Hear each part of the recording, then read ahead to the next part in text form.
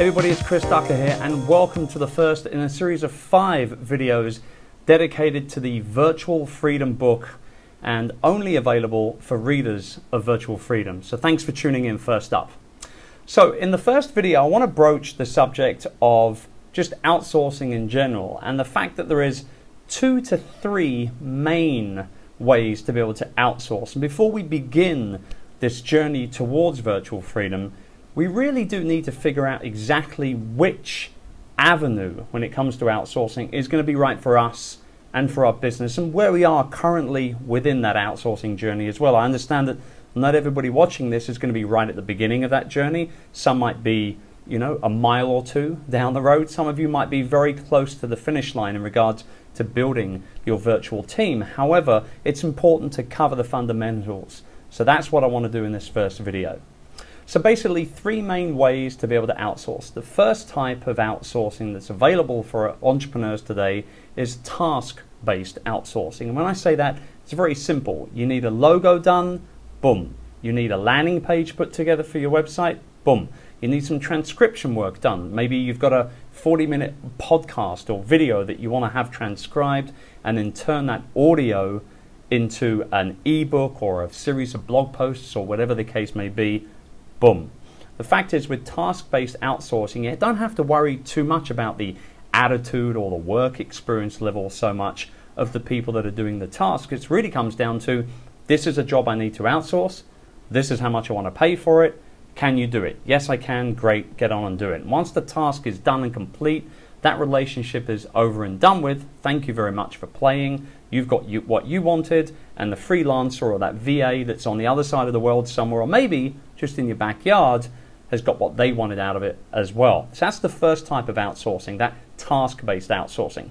The second type of outsourcing is project-based. Now, project-based is a little kind of familiar and similar to the task-based outsourcing, but it's a little different as well because it might actually require more than one person. Let's say, for example, you're building a website.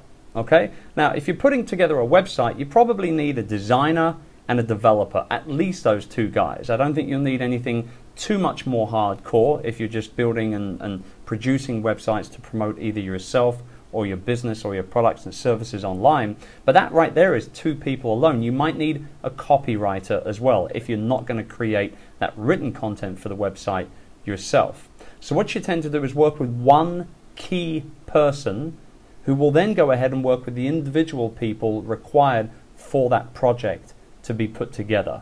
All right. So, and the project can take maybe 30 days, it might take a week, it might take 3 months, particularly if it's a larger project. But once that website is built up, the design has been done, it's been handed on to the developer has then gone ahead and done all the coding and the horrible stuff that gives me nosebleeds, and then handed it off to you for the final approval. You've ended up going ahead and put in any additional content that you might create. The project is done and finished. So that's a second type of outsourcing that's available to you guys, and that is project-based outsourcing.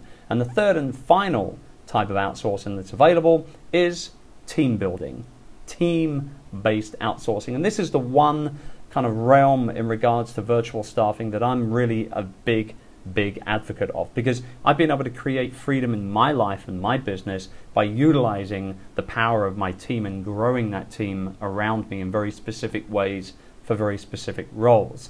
And that right there is the biggest tip when it comes to hiring people for the team aspect of your business, is to hire for the role and not for the task.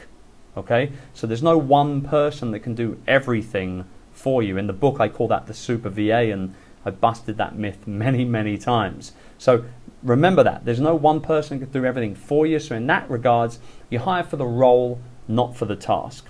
And when it comes to actually getting started with that role-based outsourcing or that team-based outsourcing, you have to start with a list of tasks that you're going to do. And this takes me to the 3 lists to freedom exercise. I talk about this right at the beginning of the book, and it just rears its ugly head over and over again throughout the course of the book because it's that important. And what you do is you basically get a piece of paper, you draw 2 lines down the middle, you create 3 columns.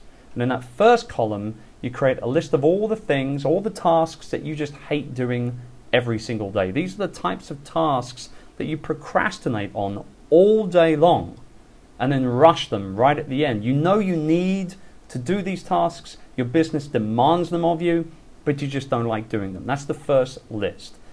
The second list is a list of all the things that you can't do. Now this is where superhero syndrome, which is another kind of topic that comes up quite regularly throughout the course of the book. That superhero syndrome will kick in here because as entrepreneurs we believe that we are the greatest thing in our own universe and that we can do everything.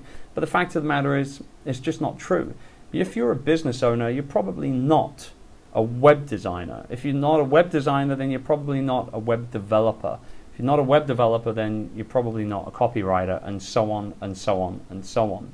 So with that in mind, you have to go ahead and start outsourcing those particular tasks to people that quite frankly are better than you at what they're doing. So that's the second list, a list of all the things that you can't do or you struggle doing. And then the third and final list in your 3 list of freedom is probably the most important one, but it's definitely going to be the one that you're going to have to think most about as well. And that is a list of all the things that as the business owner, you feel that you should not be doing on a day-to-day basis. Your time could be better spent doing more important things. But here's the problem. This is where a lot of people trip up on this particular part of the exercise. This list could actually be full of tasks that A, you like doing, and B, you have absolutely no problems at all doing. You might be very, very good at them. But the question to come back to one more time, guys, is should I actually be doing these tasks? Could my time as the head honcho, as the business owner, be spent doing more important, more high-level activities for my business, such as coming up with new products or services, or spending more time with my top 20% clientele, or training my team, or traveling to conferences to network, this sort of type of stuff. That's the stuff that business owners should be doing. They should not be updating their Facebook status or posting their blog posts, right? They can get VAs to do that stuff for them. So that's the end of our first video, an introduction of the different types of outsourcing available, and then that 3 list of freedom exercise that is so important. And in the next video, I'm going to be going over exactly how you can go ahead and start finding the people that you need for your tasks, for your projects, and for your team. I'll see you in the next video.